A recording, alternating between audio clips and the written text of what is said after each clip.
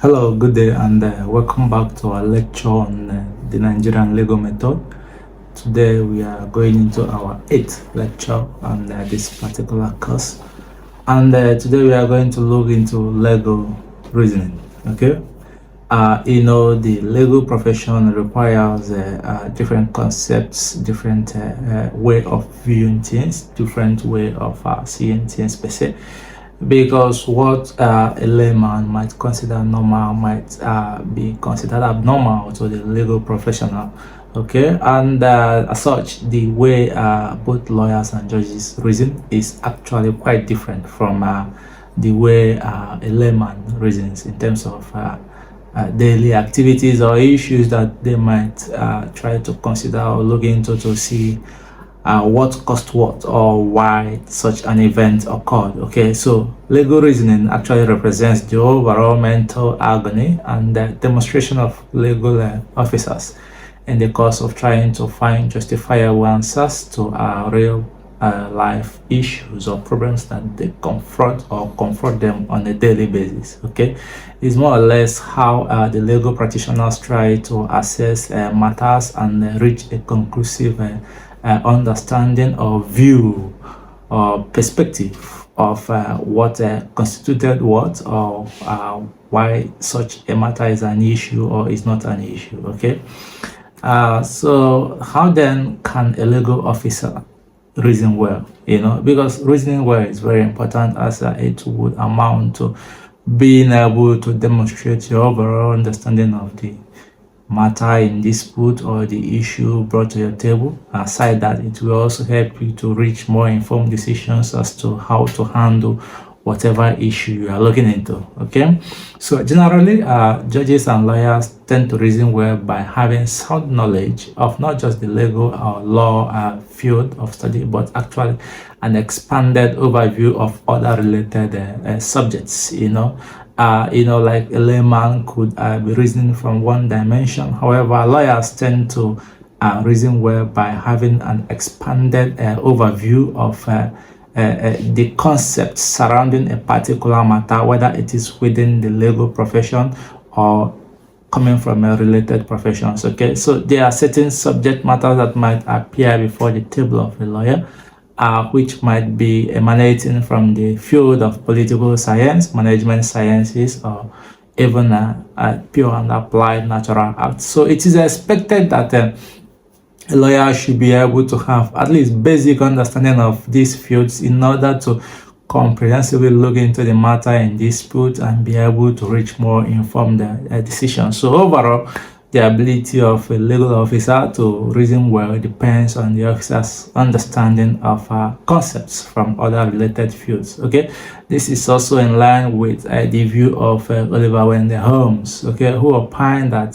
to be master of any branch of knowledge, you must also master those branches surrounding or related to that particular knowledge. So if you want to be a master of the legal profession, you must also have sound knowledge of other related fields like political science, management sciences, whatever field of study or concept that is related to a particular issue you are looking into. Okay, so for instance, let's take you as a legal professional, you are looking into the issue of contract.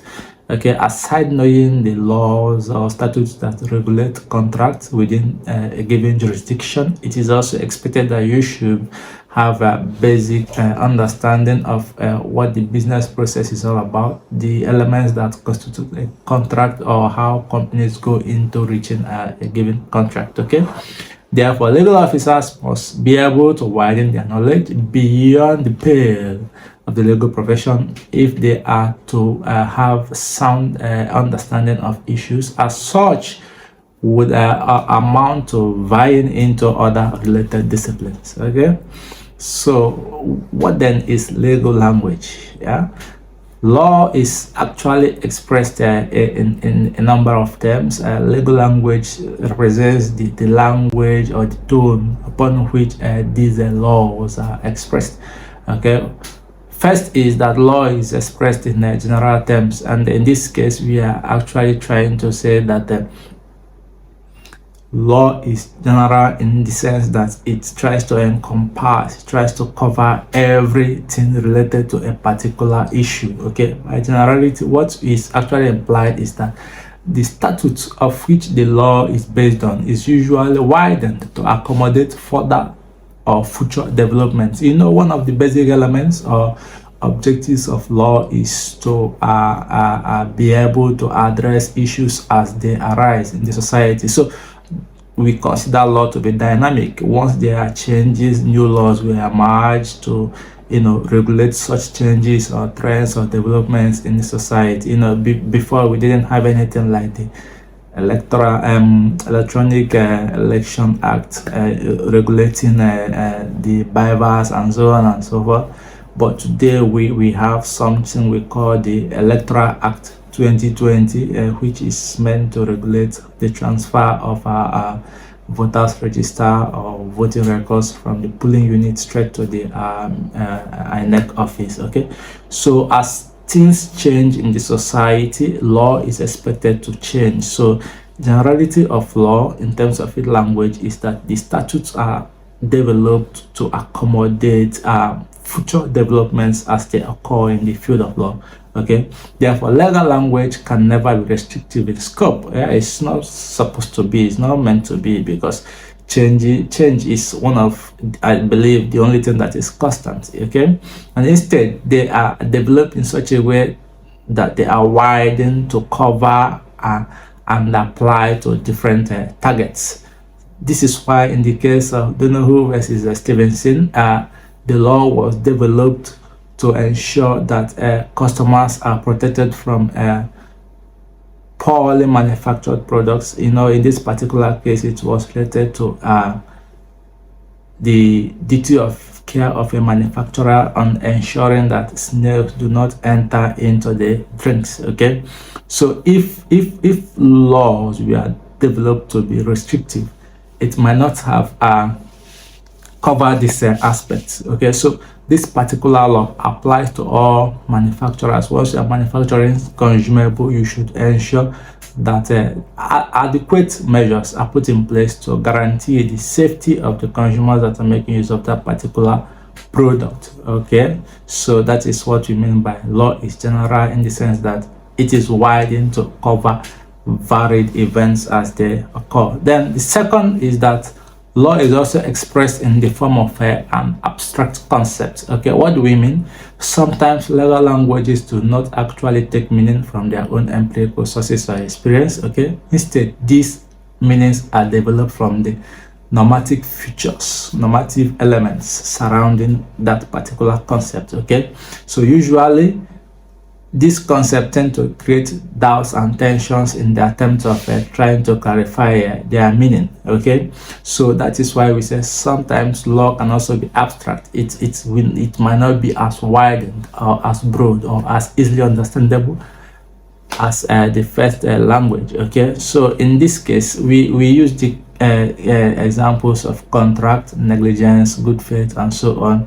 Although these languages seem to be actually broadened, they are somewhat abstract in nature, because when you talk about good faith just relates to berimaya fidei, being able to provide your counterparty with unnecessary, vital, truthful information relating to whatever contract you want the person to sign, as it relates mainly to insurance. Okay, but is that always the case? Does it just end there? No, although it's abstract, it covers way more beyond just the ability of a party to provide reliable information, because your inability to do so can void or make the contract voidable. Okay, so that is what we mean. Sometimes law might not appear in the broadened sense, they might just appear in the form of abstract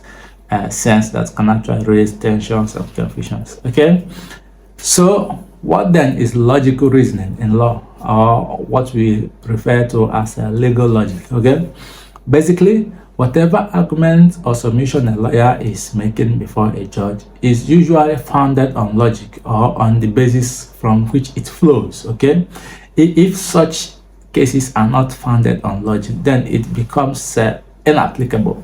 It becomes more or less undervalued within the principles of law. Okay, because when you want to convince the court in relation to a given issue, you should be able to apply necessary logic surrounding that particular issues. Okay, so whenever an argument fails outside the pale of valid logic, then that is why we say such submissions become illogical, irrelevant, and of course inadmissible in law. Okay, so there are two essential methods that logical reasoning in law are founded upon. Okay, and they are as discussed further. The first is deductive logic or syllogism, okay, which is all about reasoning from the unknown to the known. It is also referred to as priori reasoning, and it's mainly about looking at the cause of a given issue from its effects, or reasoning from the general principle to consequences. Okay, so for instance, we can say that all men are mortal. Tinubu is a man, therefore Tinubu is a mortal. We already know that all men are mortal, which is mortality is the effect. Okay, but we don't know whether Tinubu is a mortal. So to identify or categorize Tinubu as a mortal, we first have to define him as a man. So with the fact that we have been able to define him as a man, then he becomes a mortal. So syllogism simply means to reason from what we know to what we don't know. Okay. The second is inductive or empirical method, or empiricism, which is mainly reasoning from the known to unknown. Okay, so this is also referred to as a posteriori, and there is all about reasoning from experience, from effect to cause. It is similar to what scientists use in conducting investigations, okay, when they want to assess the factors that influence consumer behavior. They know that there is a decline in sales. That is what is known, but they don't know why. Okay, so they use empiricism through questionnaires and analyze the data they gather, and then be able to highlight some of these factors. Okay, so empiricism or inductive method mainly operates where there is no clear premise. Okay, we clearly don't know what we are looking into, so we have to try to develop meaning from what we feel we know. Okay, so example, you're referencing a status to a given matter. Okay, lawyers might start from what is known, which is the statute. Let's say, for instance, contract. Okay, the laws governing contracts. Okay, is already known. To what is not known, or what are the elements that we are put in place in the course of developing that contract. These elements will now determine whether the contract is valid or invalid. Of course, the validity will now make it either admissible or inadmissible before the statute in question. Okay, so this is the two main reasoning. The first is the syllogism, which is reasoning from unknown to the known. Okay, and then empiricism, which is reasoning from the known to unknown. Okay, then we have legal rhetorics. Okay, what's rhetorics all about? It's all about persuasion, the art of attempting or striving to influence another person's point of view to align with your own point of view and make your own point of view acceptable. Okay, so party A has tendered his own legal logical presentation, and then rhetorics is all about you now trying to undermine the value of party A's presentation and present yours to be more powerful, to be more convincing, to be more persuasive to the audience in question. Okay, so in law, it's all about mastering the use of language and backing it up with relevant authorities and materials. So for you to persuade people, usually the judge, because when you are before the court, you are trying to persuade the court represented in there by the judge, you have to do so with sound knowledge of the language in discourse. And of course, this will include being well informed about related case decisions in the matter you are looking into. news publications, textbooks, or other elements that could actually help you to present your case better or make your case more persuasive to the court. Okay, so rhetorics is the main foundation upon which all legal arguments are based on. Okay, because it's the ability of the lawyer to convince the court, the ability of the lawyer to gain the side of the court towards his or her own argument. Okay, so semantics. Okay, in law we also have semantics. Semantics is all about the meaning of words and sentences in the analytical context. That is, you have to analyze these words or sentences individually to give them real meaning. Okay, so when we talk about semantics in law, one can be talking about words that are semantically related, such as quarrelsome and pugnacious. Okay, however, some certain issues or matters might force you to separate these two words. Although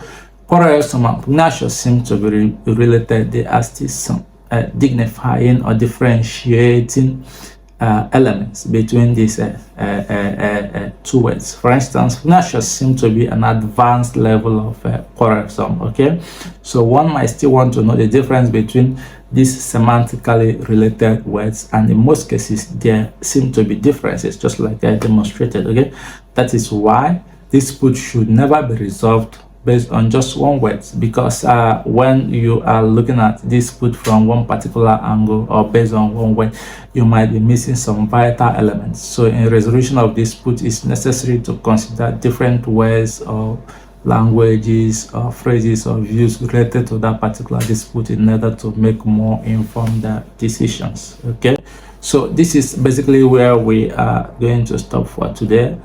So today we looked at the topic, which is the 8th topic in legal method, which is legal reasoning as it relates to how lawyers reason. How can a legal officer reason well? We also looked at the legal language. We also consider the law as expressed either in general terms or in abstract context. Okay, we also looked at logical reasoning in law, okay, which are founded on two principles: deductive logic or syllogism, that is reasoning from what we don't know to what we know. Okay, and then inductive or imprecision, which is reasoning from what we know to what we don't know. Okay, so we also have the legal rhetorics, which is all about persuading the court through the use of fancily designed articulated language. Okay, and of course backed by facts. Okay, then semantics is all about the meaning that our words have as it relates to the legal language. And then that brings us to the end of the course today, and we hope to see you furthermore in our other courses as we aim to complete the entire legal method before the end of the year. Thank you so much. Wishing you a Merry Xmas and a prosperous New Year ahead.